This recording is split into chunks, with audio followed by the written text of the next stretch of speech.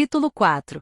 Da Organização dos Poderes. Capítulo 1. Do Poder Legislativo. Seção 1. Do Congresso Nacional. Artigo 44. O Poder Legislativo é exercido pelo Congresso Nacional, que se compõe da Câmara dos Deputados e do Senado Federal. Parágrafo único. Cada legislatura terá duração de 4 anos. Artigo 45.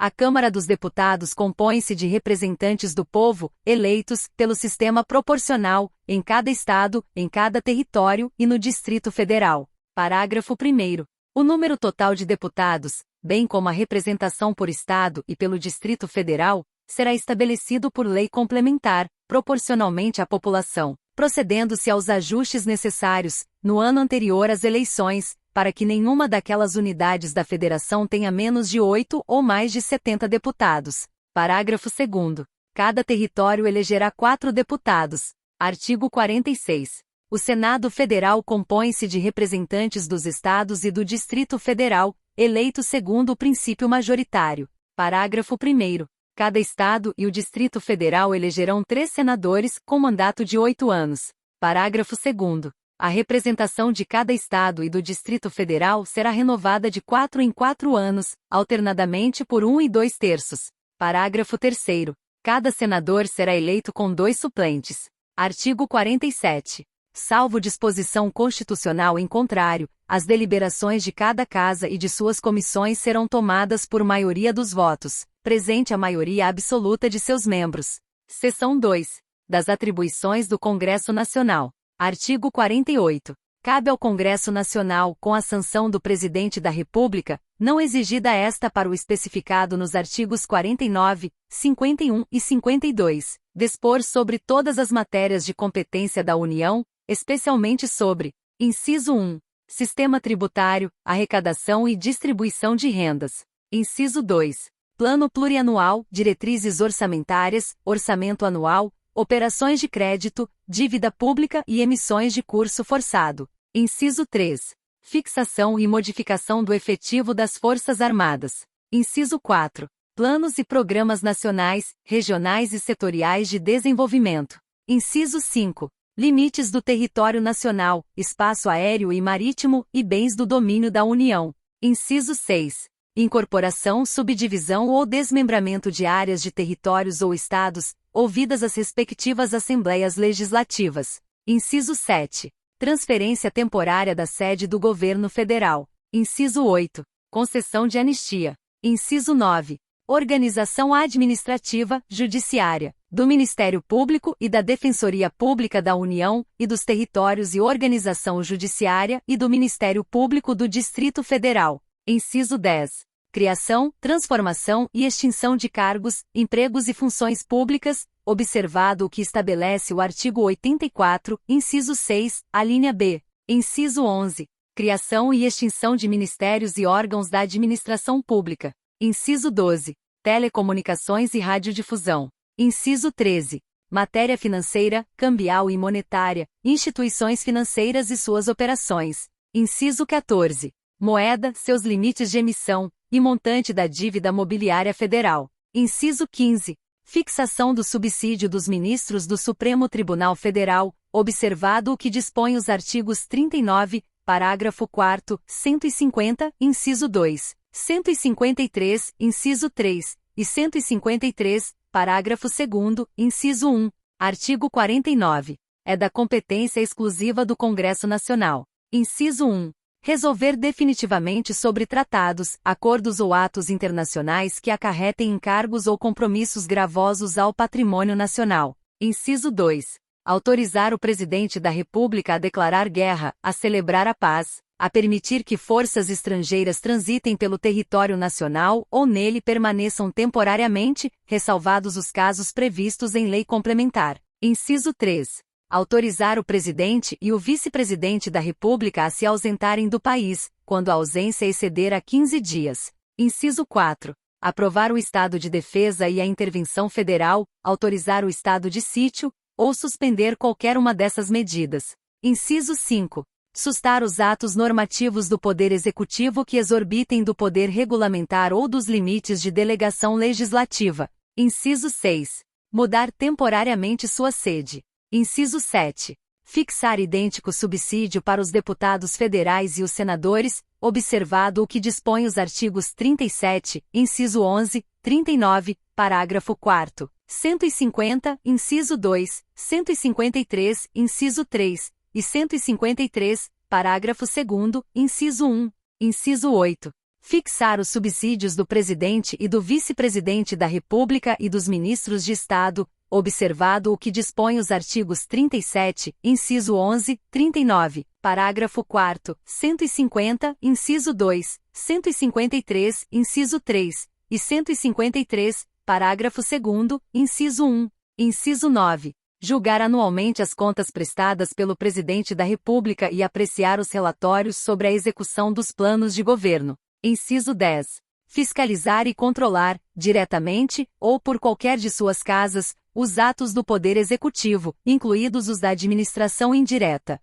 Inciso 11. Zelar pela preservação de sua competência legislativa em face da atribuição normativa dos outros poderes. Inciso 12. Apreciar os atos de concessão e renovação de concessão de emissoras de rádio e televisão. Inciso 13. Escolher 2/3 dos membros do Tribunal de Contas da União. Inciso 14. Aprovar iniciativas do Poder Executivo referentes a atividades nucleares. Inciso 15. Autorizar referendo e convocar plebiscito. Inciso 16. Autorizar, em terras indígenas, a exploração e o aproveitamento de recursos hídricos e a pesquisa e lavra de riquezas minerais. Inciso 17. Aprovar previamente a alienação ou concessão de terras públicas com área superior a 2.500 hectares. Inciso 18.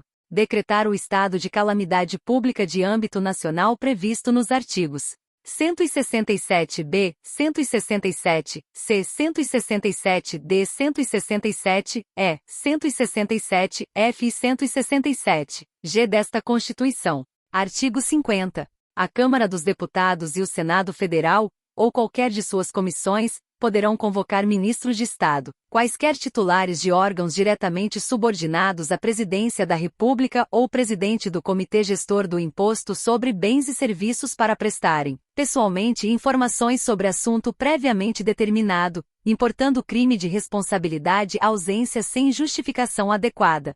Parágrafo 1º. Os ministros de Estado poderão comparecer ao Senado Federal, à Câmara dos Deputados, ou a qualquer de suas comissões, por sua iniciativa e mediante entendimentos com a mesa respectiva, para expor assunto de relevância de seu ministério. Parágrafo 2º.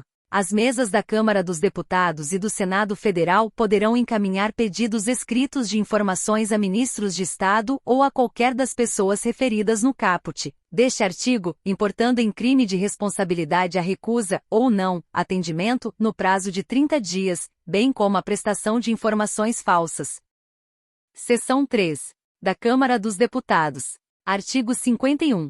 Compete privativamente à Câmara dos Deputados. Inciso 1. Autorizar por 2/3 de seus membros a instauração de processo contra o Presidente e o Vice-Presidente da República e os ministros de Estado. Inciso 2. Proceder à tomada de contas do Presidente da República, quando não apresentadas ao Congresso Nacional dentro de 60 dias após a abertura da sessão legislativa. Inciso 3. Elaborar seu regimento interno. Inciso 4. Dispor sobre sua organização, funcionamento, polícia, criação, transformação ou extinção dos cargos, empregos e funções de seus serviços, e a iniciativa de lei para a fixação da respectiva remuneração, observados os parâmetros estabelecidos na Lei de Diretrizes Orçamentárias. Inciso 5. Eleger membros do Conselho da República, nos termos do artigo 89, inciso 7. Seção 4. Do Senado Federal. Artigo 52. Compete privativamente ao Senado Federal.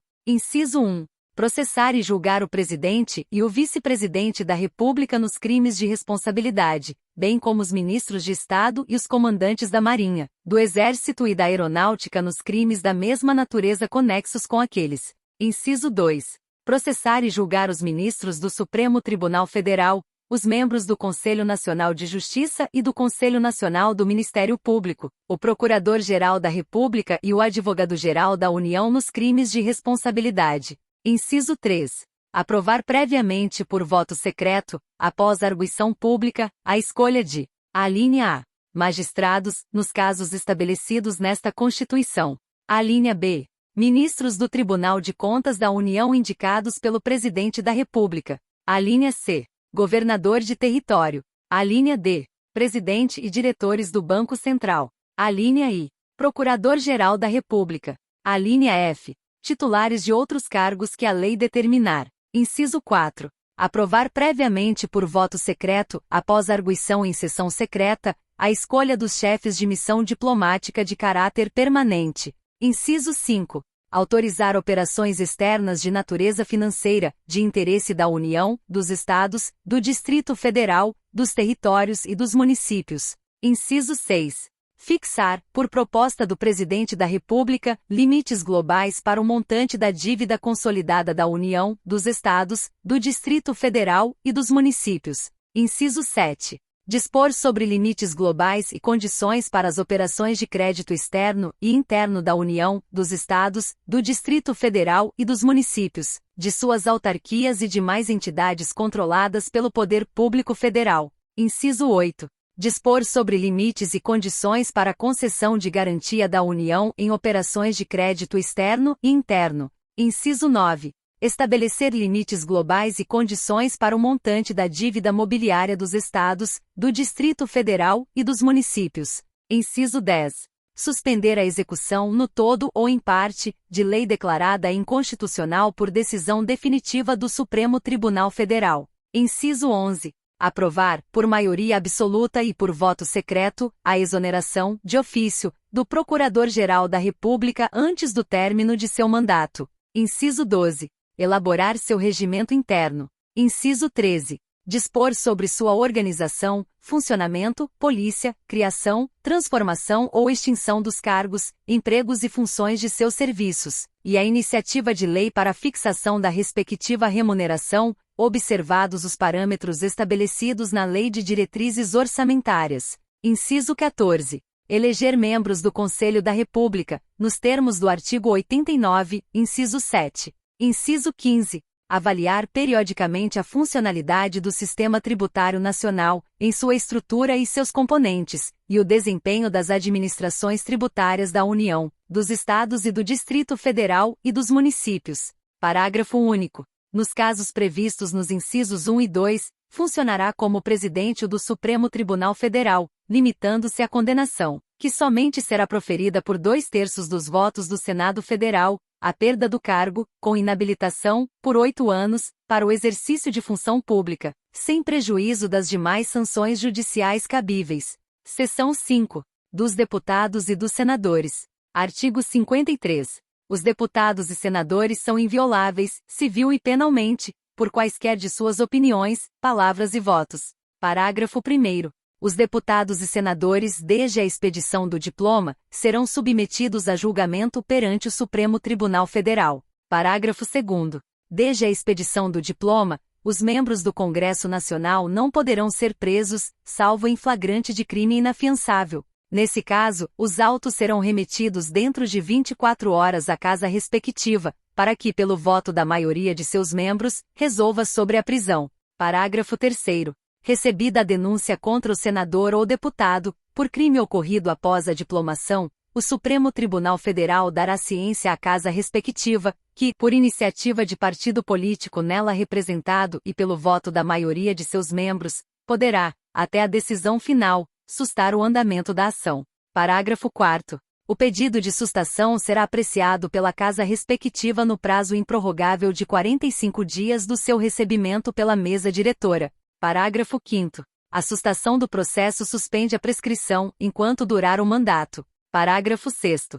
Os deputados e senadores não serão obrigados a testemunhar sobre informações recebidas ou prestadas em razão do exercício do mandato, nem sobre as pessoas que lhes confiaram ou deles receberam informações. Parágrafo 7º. A incorporação às Forças Armadas de deputados e senadores, embora militares e ainda que em tempo de guerra, dependerá de prévia licença da casa respectiva. Parágrafo 8º. As imunidades de deputados ou senadores subsistirão durante o estado de sítio, só podendo ser suspensas mediante o voto de 2/3 dos membros da casa respectiva, nos casos de atos praticados fora do recinto do Congresso Nacional, que sejam incompatíveis com a execução da medida. Artigo 54. Os deputados e senadores não poderão: inciso 1. Desde a expedição do diploma. Alínea A. Firmar ou manter contrato com pessoa jurídica de direito público, autarquia, empresa pública, sociedade de economia mista ou empresa concessionária de serviço público, salvo quando o contrato obedecer a cláusulas uniformes. Alínea B. Aceitar ou exercer cargo, função ou emprego remunerado, inclusive os de que sejam demissíveis ad nutum nas entidades constantes da alínea anterior. Inciso 2. Desde a posse. Alínea A. Ser proprietários, controladores ou diretores de empresa que goze de favor decorrente de contrato com pessoa jurídica de direito público, ou nela exercer função remunerada. Alínea B. Ocupar cargo ou função de que sejam demissíveis ad nutum nas entidades referidas no inciso 1, alínea. Alínea C. Patrocinar causa em que seja interessada qualquer das entidades a que se refere o inciso 1, alínea A. Alínea D. Ser titulares de mais de um cargo ou mandato público eletivo. Artigo 55. Perderá o mandato o deputado ou senador. Inciso 1. Que infringir qualquer das proibições estabelecidas no artigo anterior. Inciso 2. Cujo procedimento for declarado incompatível com o decoro parlamentar. Inciso 3. Que deixar de comparecer, em cada sessão legislativa, a terça parte das sessões ordinárias da Casa a que pertencer, salvo licença ou missão por esta autorizada. Inciso 4. Que perder ou tiver suspensos os direitos políticos. Inciso 5. Quando decretar a Justiça Eleitoral, nos casos previstos nesta Constituição. Inciso 6. Que sofrer condenação criminal em sentença transitada em julgado. Parágrafo 1º. É incompatível com o decoro parlamentar, além dos casos definidos no regimento interno, o abuso das prerrogativas asseguradas a membro do Congresso Nacional ou a percepção de vantagens indevidas. Parágrafo 2º. Nos casos dos incisos 1, 2 e 6, a perda do mandato será decidida pela Câmara dos Deputados ou pelo Senado Federal, por maioria absoluta, mediante provocação da respectiva mesa ou de partido político representado no Congresso Nacional, assegurada ampla defesa. Parágrafo 3º. Nos casos previstos nos incisos 3 a 5, a perda será declarada pela mesa da Casa respectiva, de ofício ou mediante provocação de qualquer de seus membros, ou de partido político representado no Congresso Nacional, assegurada ampla defesa. Parágrafo 4º. A renúncia de parlamentar submetido a processo que vise ou possa levar à perda do mandato, nos termos deste artigo, terá seus efeitos suspensos até as deliberações finais de que tratam os parágrafos 2º e 3º. Artigo 56. Não perderá o mandato o deputado ou senador. Inciso 1. Investido no cargo de ministro de Estado, governador de território, secretário de Estado, do Distrito Federal, de território, de prefeitura de capital ou chefe de missão diplomática temporária. Inciso 2. Licenciado pela respectiva casa por motivo de doença, ou para tratar, sem remuneração, de interesse particular, desde que neste caso, o afastamento não ultrapasse 120 dias por sessão legislativa. Parágrafo 1º. O suplente será convocado nos casos de vaga, de investidura em funções previstas neste artigo ou de licença superior a 120 dias. Parágrafo 2º. Ocorrendo vaga e não havendo suplente, far-se a eleição para preenchê-la se faltarem mais de 15 meses para o término do mandato. Parágrafo 3º. Na hipótese do inciso 1, o deputado ou senador poderá optar pela remuneração do mandato. Seção 6. Das reuniões. Artigo 57. O Congresso Nacional reunir-se-á anualmente na capital federal, de 2 de fevereiro a 17 de julho e de 1º de agosto a 22 de dezembro. Parágrafo 1º. As reuniões marcadas para essas datas serão transferidas para o primeiro dia útil subsequente, quando recaírem em sábados, domingos ou feriados. Parágrafo 2º. A sessão legislativa não será interrompida sem a aprovação do projeto de lei de diretrizes orçamentárias. Parágrafo 3º. Além de outros casos previstos nesta Constituição, a Câmara dos Deputados e o Senado Federal reunir-se-ão em sessão conjunta para: inciso 1. Inaugurar a sessão legislativa. Inciso 2. Elaborar o regimento comum e regular a criação de serviços comuns às duas casas. Inciso 3. Receber o compromisso do Presidente e do Vice-Presidente da República. Inciso 4. Conhecer do veto e sobre ele deliberar. Parágrafo 4º. Cada uma das casas reunir-se-á em sessões preparatórias, a partir de 1º de fevereiro, no primeiro ano da legislatura, para a posse de seus membros e eleição das respectivas mesas, para mandato de 2 anos, vedada a recondução para o mesmo cargo na eleição imediatamente subsequente.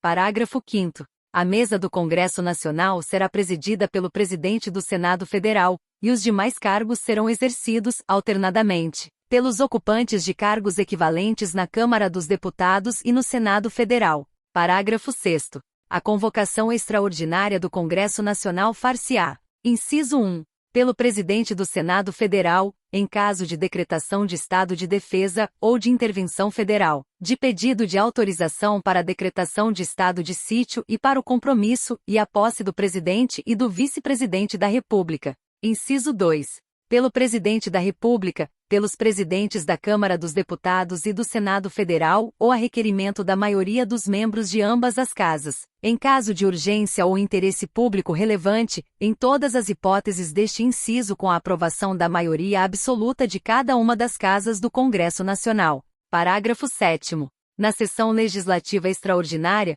o Congresso Nacional somente deliberará sobre a matéria para a qual foi convocado, ressalvada a hipótese do parágrafo 8º deste artigo, vedado o pagamento de parcela indenizatória, em razão da convocação.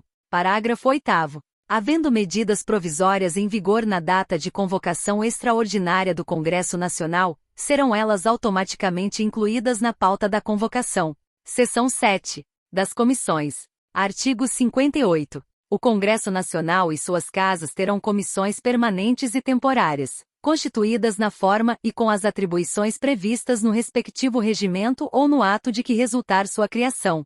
Parágrafo 1º. Na constituição das mesas e de cada comissão, é assegurada, tanto quanto possível, a representação proporcional dos partidos ou dos blocos parlamentares que participam da respectiva casa. Parágrafo 2º. As comissões, em razão da matéria de sua competência, cabe: inciso 1. Discutir e votar projeto de lei que dispensar, na forma do regimento, a competência do plenário, salvo se houver recurso de 1/10 dos membros da Casa. Inciso 2. Realizar audiências públicas com entidades da sociedade civil. Inciso 3. Convocar ministros de Estado para prestar informações sobre assuntos inerentes às suas atribuições. Inciso 4. Receber petições, reclamações, representações ou queixas de qualquer pessoa contra atos ou omissões das autoridades ou entidades públicas. Inciso 5. Solicitar depoimento de qualquer autoridade ou cidadão. Inciso 6. Apreciar programas de obras, planos nacionais, regionais e setoriais de desenvolvimento e sobre eles emitir parecer. Parágrafo 3º. As comissões parlamentares de inquérito, que terão poderes de investigação próprios das autoridades judiciais, além de outros previstos nos regimentos das respectivas casas, serão criadas pela Câmara dos Deputados e pelo Senado Federal, em conjunto ou separadamente, mediante requerimento de 1/3 de seus membros, para apuração de fato determinado e por prazo certo, sendo suas conclusões, se for o caso, encaminhadas ao Ministério Público, para que promova a responsabilidade civil ou criminal dos infratores. Parágrafo 4º. Durante o recesso, haverá uma comissão representativa do Congresso Nacional, eleita por suas casas na última sessão ordinária do período legislativo, com atribuições definidas no regimento comum, cuja composição reproduzirá, quanto possível, a proporcionalidade da representação partidária.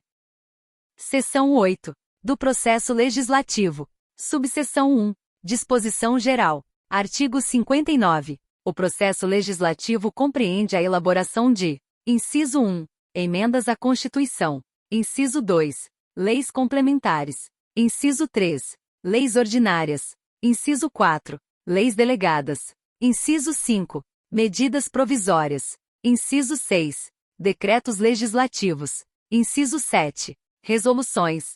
Parágrafo único. Lei complementar disporá sobre a elaboração, redação, alteração e consolidação das leis. Subseção 2.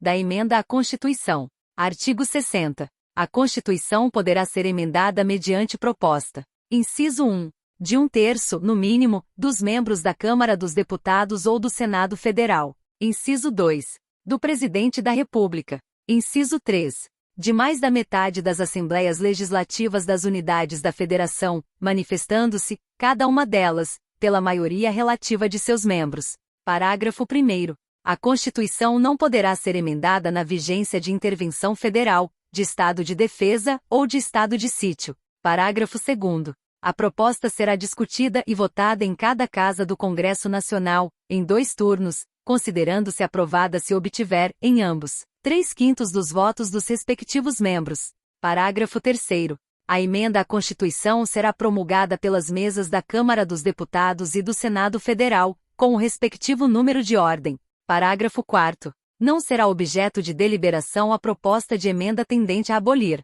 Inciso 1. A forma federativa de Estado. Inciso 2. O voto direto, secreto, universal e periódico. Inciso 3. A separação dos poderes. Inciso 4. Os direitos e garantias individuais. Parágrafo 5º. A matéria constante de proposta de emenda rejeitada ou havida por prejudicada não pode ser objeto de nova proposta na mesma sessão legislativa. Subseção 3. Das leis. Artigo 61. A iniciativa das leis complementares e ordinárias cabe a qualquer membro ou comissão da Câmara dos Deputados, do Senado Federal ou do Congresso Nacional, ao Presidente da República, ao Supremo Tribunal Federal, aos tribunais superiores, ao Procurador-Geral da República e aos cidadãos, na forma e nos casos previstos nesta Constituição. Parágrafo 1º. São de iniciativa privativa do Presidente da República as leis que, inciso 1, fixem ou modifiquem os efetivos das Forças Armadas. Inciso 2. Disponham sobre: a linha A. Criação de cargos, funções ou empregos públicos na administração direta e autárquica ou aumento de sua remuneração. A linha B. Organização administrativa e judiciária, matéria tributária e orçamentária, serviços públicos e pessoal da administração dos territórios. A linha C. Servidores públicos da União e territórios, seu regime jurídico, provimento de cargos, estabilidade e aposentadoria. A linha D. Organização do Ministério Público e da Defensoria Pública da União, bem como normas gerais para a organização do Ministério Público e da Defensoria Pública dos Estados, do Distrito Federal e dos territórios. A linha E. Criação e extinção de ministérios e órgãos da administração pública, observado o disposto no artigo 84, inciso 6. A linha F. Militares das Forças Armadas, seu regime jurídico, provimento de cargos, promoções, estabilidade, remuneração, reforma e transferência para a reserva. Parágrafo 2º. A iniciativa popular pode ser exercida pela apresentação à Câmara dos Deputados de projeto de lei subscrito por, no mínimo, 1% do eleitorado nacional, distribuído pelo menos por 5 estados, com não menos de 0,3% dos eleitores de cada um deles. Artigo 62. Em caso de relevância e urgência, o Presidente da República poderá adotar medidas provisórias, com força de lei, devendo submetê-las de imediato ao Congresso Nacional. Parágrafo 1º. É vedada a edição de medidas provisórias sobre matéria. Inciso 1. Relativa a linha A. Nacionalidade, cidadania, direitos políticos, partidos políticos e direito eleitoral. A linha B. Direito penal, processual penal e processual civil. A linha C. Organização do Poder Judiciário e do Ministério Público, a carreira e a garantia de seus membros. A linha D. Planos plurianuais, diretrizes orçamentárias, orçamento e créditos adicionais e suplementares, ressalvado o previsto no artigo 167, parágrafo 3º, inciso 2, que vise a detenção ou sequestro de bens, de poupança popular ou qualquer outro ativo financeiro. Inciso 3. Reservada a lei complementar. Inciso 4. Já disciplinada em projeto de lei aprovado pelo Congresso Nacional e pendente de sanção ou veto do Presidente da República. Parágrafo 2º. Medida provisória que implique instituição ou majoração de impostos, exceto os previstos nos artigos 153, incisos 1, 2, 4 e 5, e 154, inciso 2, só produzirá efeitos no exercício financeiro seguinte se houver sido convertida em lei até o último dia daquele em que foi editada. Parágrafo 3º. As medidas provisórias, ressalvado o disposto nos parágrafos 11 e 12, perderão eficácia, desde a edição, se não forem convertidas em lei no prazo de 60 dias, prorrogável nos termos do parágrafo 7º, uma vez por igual período, devendo o Congresso Nacional disciplinar, por decreto legislativo, as relações jurídicas delas decorrentes. Parágrafo 4º. O prazo a que se refere o parágrafo 3º contar-se-á da publicação da medida provisória, suspendendo-se durante os períodos de recesso do Congresso Nacional. Parágrafo 5º. A deliberação de cada uma das casas do Congresso Nacional sobre o mérito das medidas provisórias dependerá de juízo prévio sobre o atendimento de seus pressupostos constitucionais. Parágrafo 6º. Se a medida provisória não for apreciada em até 45 dias contados de sua publicação, entrará em regime de urgência subsequentemente, em cada uma das casas do Congresso Nacional, ficando sobrestadas, até que se ultime a votação, todas as demais deliberações legislativas da casa em que estiver tramitando. Parágrafo 7º. Prorrogar-se-á uma única vez por igual período a vigência de medida provisória que no prazo de 60 dias, contado de sua publicação, não tiver a sua votação encerrada nas duas casas do Congresso Nacional. Parágrafo 8º. As medidas provisórias terão sua votação iniciada na Câmara dos Deputados. Parágrafo 9º. Caberá à Comissão Mista de Deputados e Senadores examinar as medidas provisórias e sobre elas emitir parecer, antes de serem apreciadas, em sessão separada, pelo plenário de cada uma das casas do Congresso Nacional. Parágrafo 10. É vedada a reedição na mesma sessão legislativa, de medida provisória que tenha sido rejeitada ou que tenha perdido sua eficácia por decurso de prazo. Parágrafo 11. Não editado o decreto legislativo a que se refere o parágrafo 3º, até 60 dias após a rejeição ou perda de eficácia de medida provisória, as relações jurídicas constituídas e decorrentes de atos praticados durante sua vigência conservar-se-ão por ela regidas. Parágrafo 12. Aprovado o projeto de lei de conversão alterando o texto original da medida provisória, esta manter-se-á integralmente em vigor até que seja sancionado ou vetado o projeto. Artigo 63. Não será admitido aumento da despesa prevista. Inciso 1. Nos projetos de iniciativa exclusiva do Presidente da República, ressalvado o disposto no artigo 166, parágrafo 3º e parágrafo 4º. Inciso 2. Nos projetos sobre organização dos serviços administrativos da Câmara dos Deputados, do Senado Federal, dos Tribunais Federais e do Ministério Público. Artigo 64. A discussão e votação dos projetos de lei de iniciativa do Presidente da República, do Supremo Tribunal Federal e dos Tribunais Superiores terão início na Câmara dos Deputados. Parágrafo 1º. O Presidente da República poderá solicitar urgência para apreciação de projetos de sua iniciativa. Parágrafo 2º. Se no caso do parágrafo 1º, a Câmara dos Deputados e o Senado Federal não se manifestarem sobre a proposição, cada qual sucessivamente, em até 45 dias, sobrestar-se-ão todas as demais deliberações legislativas da respectiva casa, com exceção das que tenham prazo constitucional determinado, até que se ultime a votação. Parágrafo 3º. A apreciação das emendas do Senado Federal pela Câmara dos Deputados far-se-á no prazo de 10 dias, observado quanto ao mais o disposto no parágrafo anterior. Parágrafo 4º. Os prazos do parágrafo 2º não correm nos períodos de recesso do Congresso Nacional, nem se aplicam aos projetos de código. Artigo 65. O projeto de lei aprovado por uma casa será revisto pela outra, em um só turno de discussão e votação, e enviado à sanção ou promulgação, se a casa revisora o aprovar, ou arquivado, se o rejeitar. Parágrafo único. Sendo o projeto emendado, voltará à casa iniciadora. Artigo 66. A casa na qual tenha sido concluída a votação enviará o projeto de lei ao Presidente da República, que, aquiescendo, o sancionará. Parágrafo 1º. Se o Presidente da República considerar o projeto, no todo ou em parte, inconstitucional ou contrário ao interesse público, vetá-lo-á total ou parcialmente, no prazo de 15 dias úteis contados da data do recebimento, e comunicará, dentro de 48 horas, ao Presidente do Senado Federal os motivos do veto. Parágrafo 2º. O veto parcial somente abrangerá texto integral de artigo, de parágrafo, de inciso ou de alínea. Parágrafo 3º. Decorrido o prazo de 15 dias, o silêncio do Presidente da República importará sanção. Parágrafo 4º. O veto será apreciado em sessão conjunta, dentro de 30 dias a contar de seu recebimento, só podendo ser rejeitado pelo voto da maioria absoluta dos deputados e senadores. Parágrafo 5º.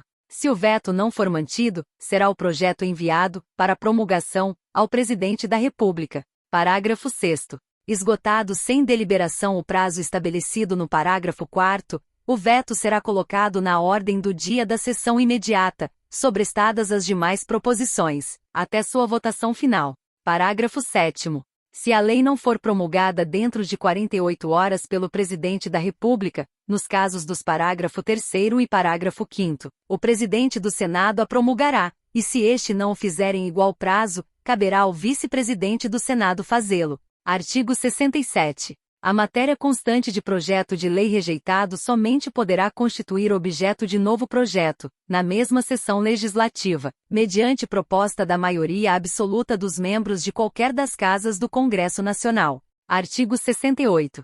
As leis delegadas serão elaboradas pelo Presidente da República, que deverá solicitar a delegação ao Congresso Nacional. Parágrafo 1º. Não serão objeto de delegação os atos de competência exclusiva do Congresso Nacional, os de competência privativa da Câmara dos Deputados ou do Senado Federal, a matéria reservada à lei complementar, nem a legislação sobre. Inciso 1. Organização do Poder Judiciário e do Ministério Público, a carreira e a garantia de seus membros. Inciso 2.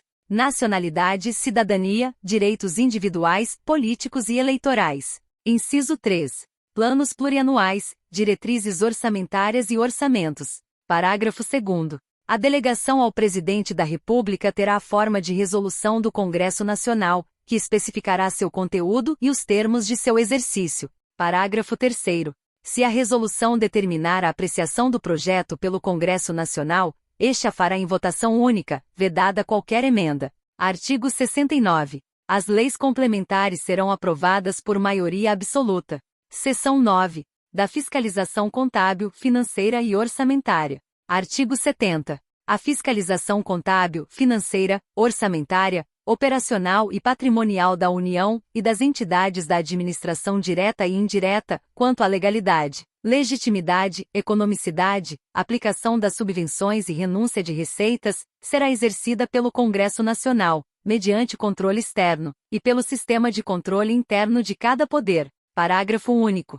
Prestará contas qualquer pessoa física ou jurídica, pública ou privada, que utilize, arrecade, guarde, gerencie ou administre dinheiros, bens e valores públicos ou pelos quais a União responda, ou que em nome desta, assuma obrigações de natureza pecuniária. Artigo 71. O controle externo, a cargo do Congresso Nacional, será exercido com o auxílio do Tribunal de Contas da União, ao qual compete. Inciso 1. Apreciar as contas prestadas anualmente pelo Presidente da República, mediante parecer prévio que deverá ser elaborado em 60 dias a contar de seu recebimento. Inciso 2. Julgar as contas dos administradores e demais responsáveis por dinheiros, bens e valores públicos da administração direta e indireta, incluídas as fundações e sociedades instituídas e mantidas pelo Poder Público Federal, e as contas daqueles que derem causa à perda, extravio ou outra irregularidade de que resulte prejuízo ao erário público. Inciso 3. Apreciar para fins de registro, a legalidade dos atos de admissão de pessoal, a qualquer título, na administração direta e indireta, incluídas as fundações instituídas e mantidas pelo poder público, excetuadas as nomeações para cargo de provimento em comissão, bem como a das concessões de aposentadorias, reformas e pensões, ressalvadas as melhorias posteriores que não alterem o fundamento legal do ato concessório. Inciso 4. Realizar, por iniciativa própria, da Câmara dos Deputados, do Senado Federal, de comissão técnica ou de inquérito, inspeções e auditorias de natureza contábil, financeira, orçamentária, operacional e patrimonial, nas unidades administrativas dos poderes legislativo, executivo e judiciário, e demais entidades referidas no inciso 2º. Inciso 5. Fiscalizar as contas nacionais das empresas supranacionais de cujo capital social a União participe, de forma direta ou indireta, nos termos do Tratado Constitutivo. Inciso 6. Fiscalizar a aplicação de quaisquer recursos repassados pela União mediante convênio, acordo, ajuste ou outros instrumentos congêneres, a Estado, ao Distrito Federal ou a município. Inciso 7. Prestar as informações solicitadas pelo Congresso Nacional, por qualquer de suas casas, ou por qualquer das respectivas comissões, sobre a fiscalização contábil, financeira, orçamentária, operacional e patrimonial e sobre resultados de auditorias e inspeções realizadas. Inciso 8. Aplicar aos responsáveis, em caso de ilegalidade de despesa ou irregularidade de contas, as sanções previstas em lei, que estabelecerá, entre outras cominações, multa proporcional ao dano causado ao erário. Inciso 9. Assinar prazo para que o órgão ou entidade adote as providências necessárias ao exato cumprimento da lei, se verificada a ilegalidade. Inciso 10. Sustar, se não atendido, a execução do ato impugnado, comunicando a decisão à Câmara dos Deputados e ao Senado Federal. Inciso 11. Representar ao poder competente sobre irregularidades ou abusos apurados. Parágrafo 1º. No caso de contrato, o ato de sustação será adotado diretamente pelo Congresso Nacional, que solicitará, de imediato, ao Poder Executivo as medidas cabíveis. Parágrafo 2º. Se o Congresso Nacional ou Poder Executivo, no prazo de 90 dias, não efetivar as medidas previstas no parágrafo anterior, o Tribunal decidirá a respeito. Parágrafo 3º. As decisões do Tribunal de que resulte imputação de débito ou multa terão eficácia de título executivo. Parágrafo 4º. O Tribunal encaminhará ao Congresso Nacional, trimestral e anualmente, relatório de suas atividades. Artigo 72. A Comissão Mista Permanente a que se refere o artigo 166, parágrafo 1º, diante de indícios de despesas não autorizadas, ainda que sob a forma de investimentos não programados ou de subsídios não aprovados, poderá solicitar à autoridade governamental responsável que no prazo de 5 dias, preste os esclarecimentos necessários. Parágrafo 1º. Não prestados os esclarecimentos, ou considerados estes insuficientes, a comissão solicitará ao Tribunal pronunciamento conclusivo sobre a matéria, no prazo de 30 dias. Parágrafo 2º. Entendendo o Tribunal irregular a despesa, a comissão, se julgar que o gasto possa causar dano irreparável ou grave lesão à economia pública, proporá ao Congresso Nacional sua sustação. Artigo 73. O Tribunal de Contas da União, integrado por 9 ministros, tem sede no Distrito Federal, quadro próprio de pessoal e jurisdição em todo o território nacional, exercendo, no que couber, as atribuições previstas no artigo 96. Parágrafo 1º. Os ministros do Tribunal de Contas da União serão nomeados dentre brasileiros que satisfaçam os seguintes requisitos. Inciso 1. Mais de 35 e menos de 70 anos de idade. Inciso 2. Idoneidade moral e reputação ilibada. Inciso 3. Notórios conhecimentos jurídicos, contábeis, econômicos e financeiros ou de administração pública. Inciso 4.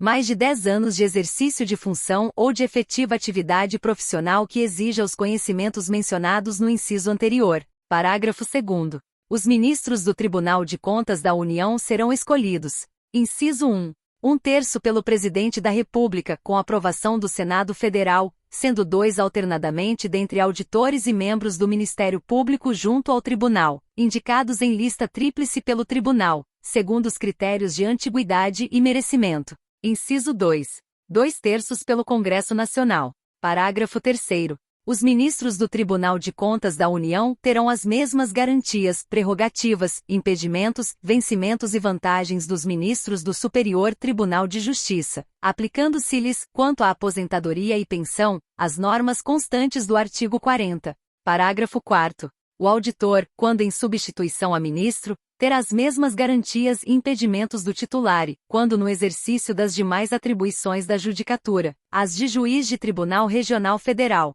Artigo 74.